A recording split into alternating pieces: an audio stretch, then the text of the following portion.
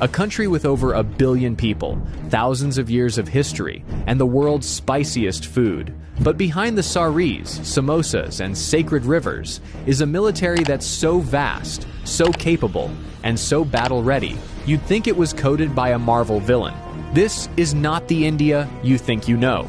Because while some countries flex with parades, India just silently upgrades, drills in 3 climate zones, and prepares for war across land, sea, air, space, and cyberspace, all at once.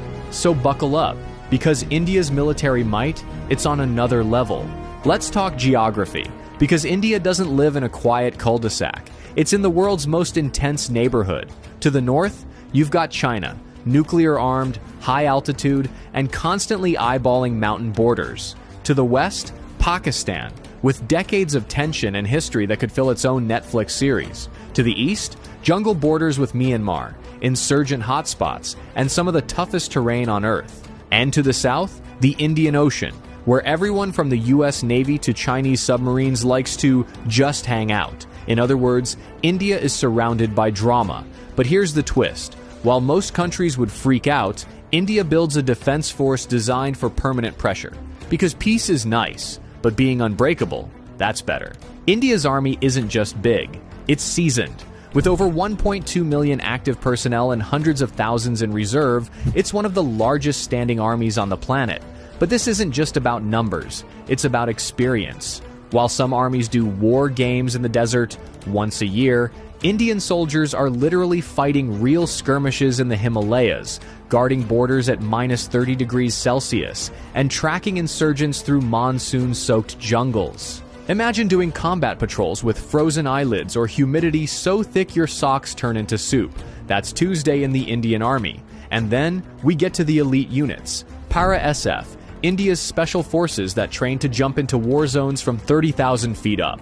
They go behind enemy lines and vanish like a WhatsApp status. Ghatak platoons, the army's pointy end of the spear.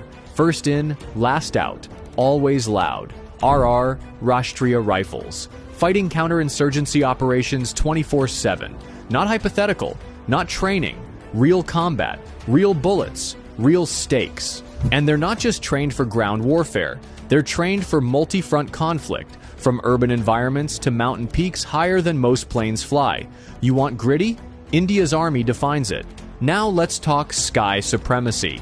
The Indian Air Force, or IAF, doesn't mess around. With over 1,500 aircraft, it's one of the biggest and most versatile air forces in the world. And it flies everything. You've got Sukhoi Su-30 MK-IS, multi-role monsters that dogfight like fighter jets and strike like bombers. Rafale jets, precision, speed, stealth. These things could thread a needle from a mile away.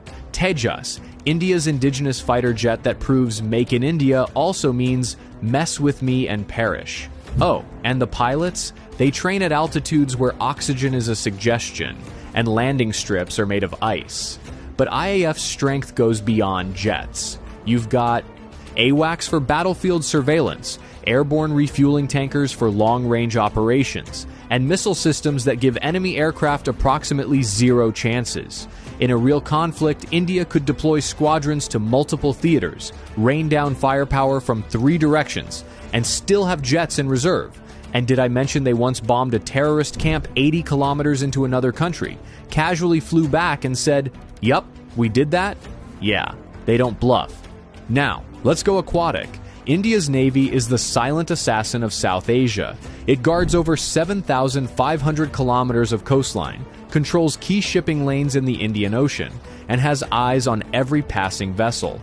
We're talking aircraft carriers, INS Vikrant and INS Vikramaditya, stealth destroyers, frigates, corvettes, and landing ships, and nuclear submarines that can launch ballistic missiles from under the damn ocean. The Navy doesn't just protect, it projects. It performs joint drills with the US, Japan, Australia, France, you name it. Why? Because India knows something every superpower knows too.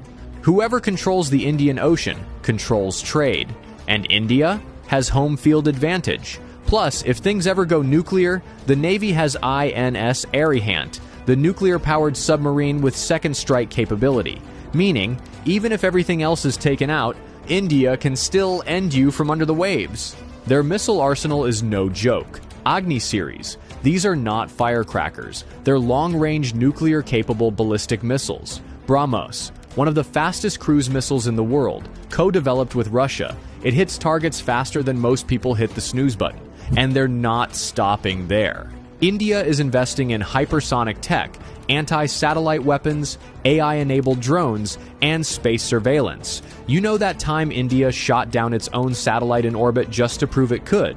Yeah, that was the military equivalent of flexing in zero gravity. And while other nations are figuring out drone warfare, India is already using domestically built UAVs for surveillance, target acquisition, and strike operations. This isn't just defense, it's domination through innovation. Not all wars are fought with bullets. The country knows the next major war could start with a keyboard, not a gun. So the country is building one of the most formidable cyber defense and cyber offense teams on the planet. They've got CERTIN, India's Cyber Emergency Response Team, RAW, the shadowy foreign intelligence agency that makes MI6 look like the Scooby-Doo gang, NTRO, the tech spy wing that focuses on signals intelligence, satellite interception, and cyber espionage. From protecting infrastructure to disrupting terror networks, India's digital warriors are already fighting tomorrow's wars. Today.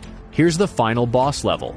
India isn't just armed, it's nuclear armed, with a doctrine of no first use, but a guaranteed second strike that could end cities. With a triad of nuclear delivery systems, land, air, and sea, India ensures that any attack ends in instant regret.